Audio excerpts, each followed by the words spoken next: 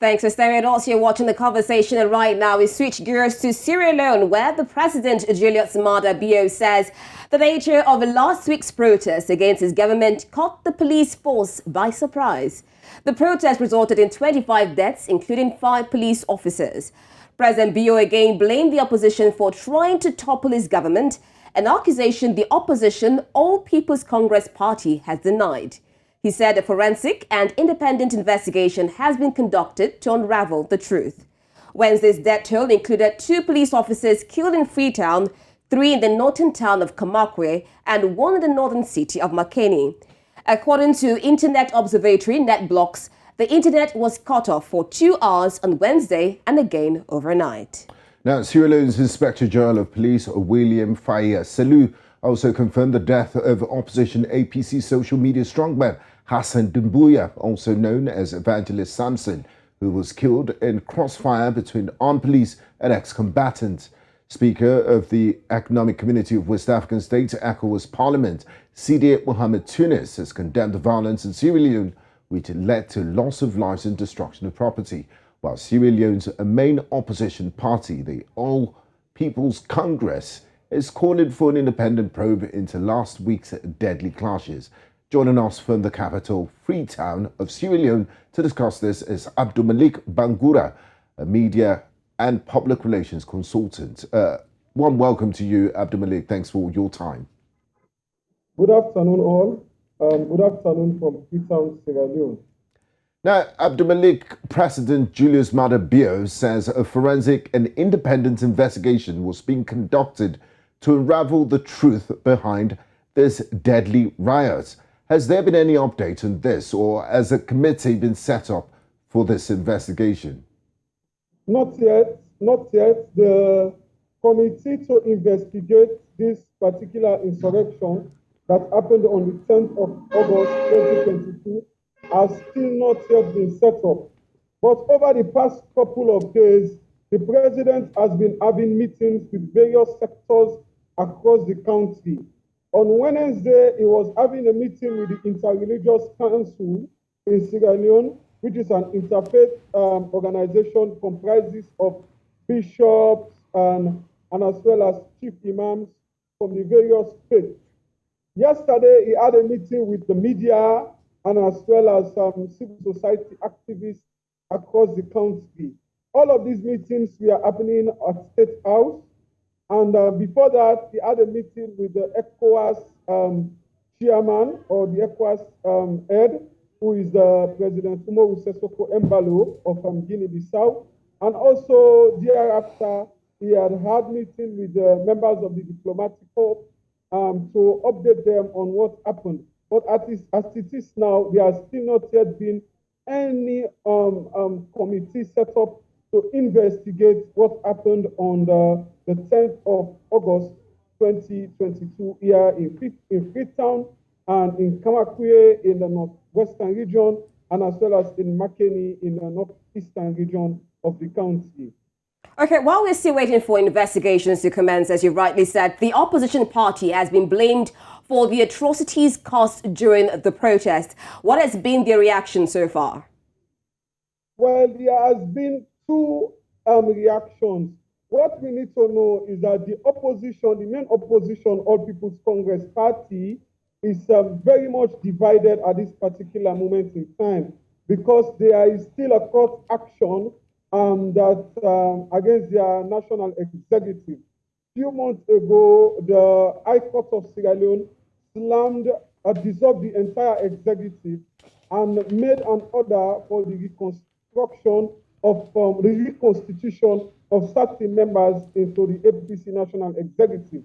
Some of these members are from the opposing part, and others were from the supporting part.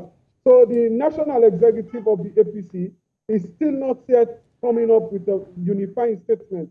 Initially, the National Secretary General of the party had vehemently attacked the president's statement, which he made last Friday, which he accused the main opposition of funding or aiding and abetting the violence. The National Secretary General vehemently attacked the president, saying that the APC, even before the protest occurred on the 10th, and in July, issued a statement warning its supporters not to participate in any demonstration in Sierra Leone. But just 2 days after, the national chairman of the APC accused members of the party, saying that there are people that are acting as a shadow and funder of some of these insurrections.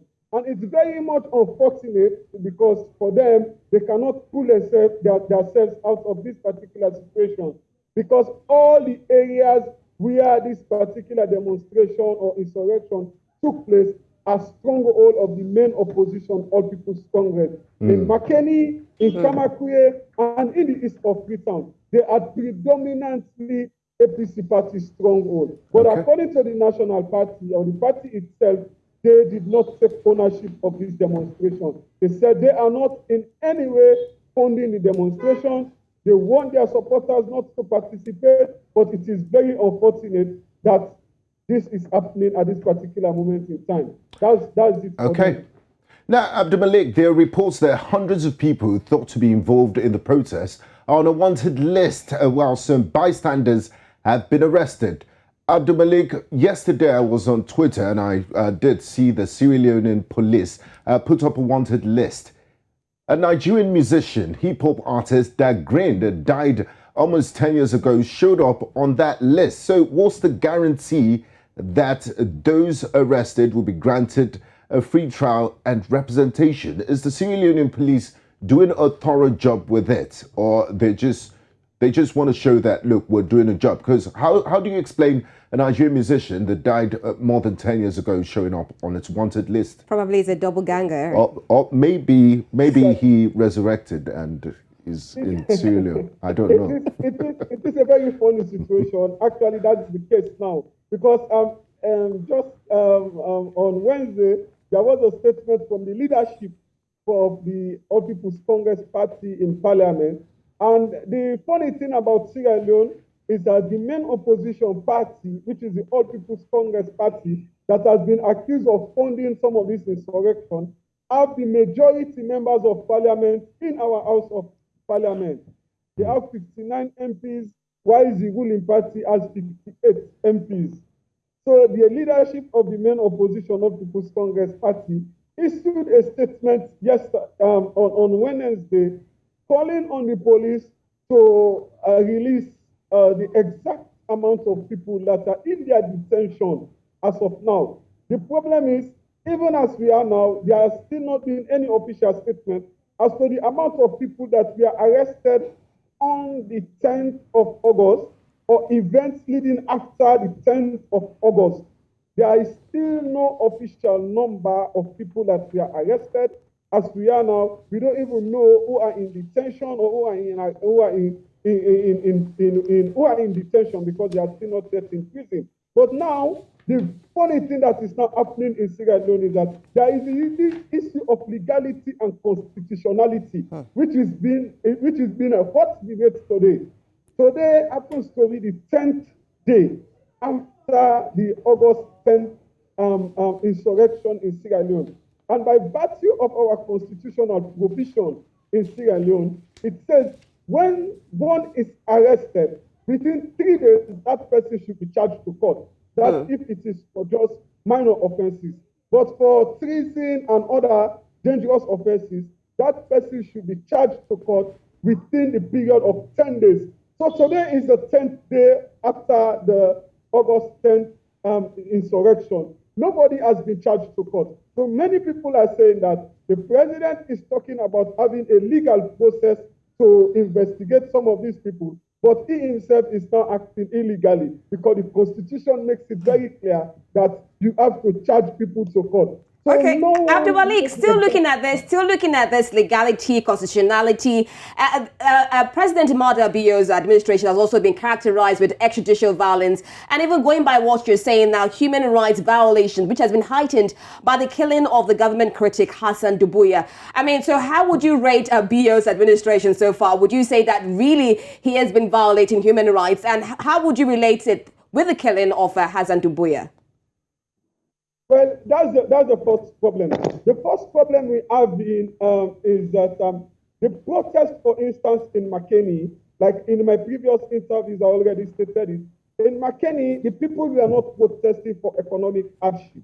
In Makeni, the people were protesting because there were allegations that there were certain fundamental human rights that are not being protected in Sierra Leone, amongst which there was a time they removed 10 members of parliament from the main opposition and they replaced them by ruling party members in Sierra Leone. Initially, after our 2018 general election, the All People's Congress Party had 68 members of parliament.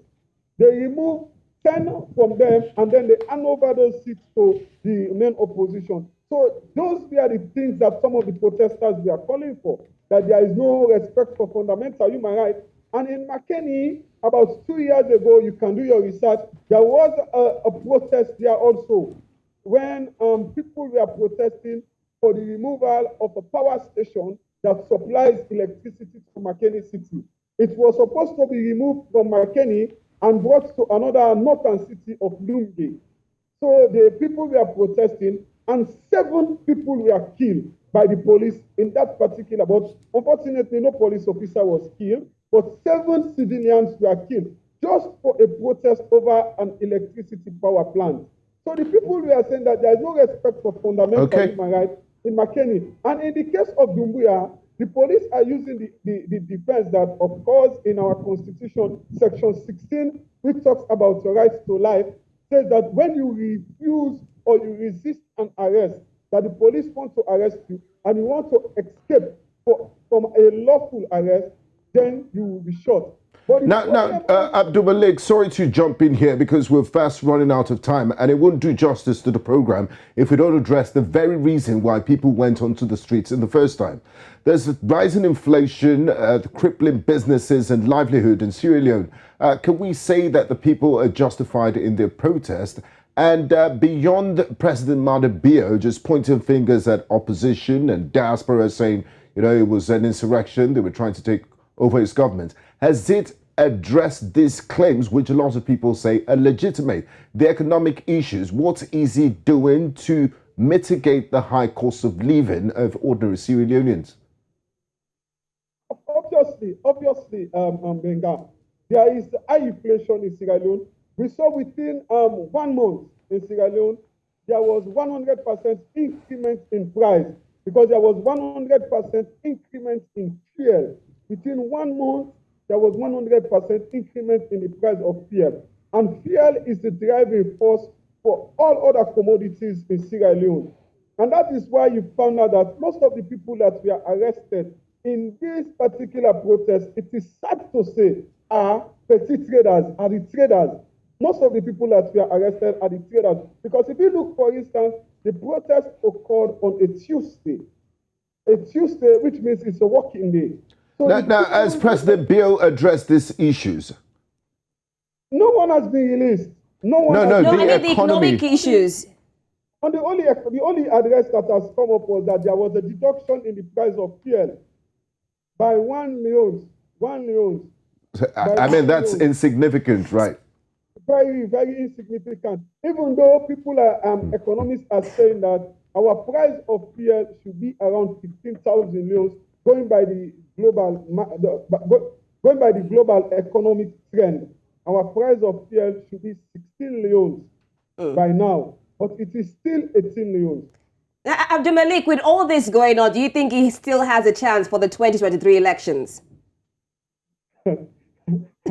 Okay, I know you're not a prophet, but you can keep us. I mean, how popular is he among the people? Because no, it's going to be tough. It's going to be tough because Sierra Leone, the situation, the political trend is very tough. Because initially the ruling party had majority in parliament, but now the main opposition has majority in parliament. So we see a lot of swing, a lot of political strategies and tactics being put by various sectors. But one thing you cannot rule out of Sierra Leone is that we have a very strong opposition, and anyone can win our elections.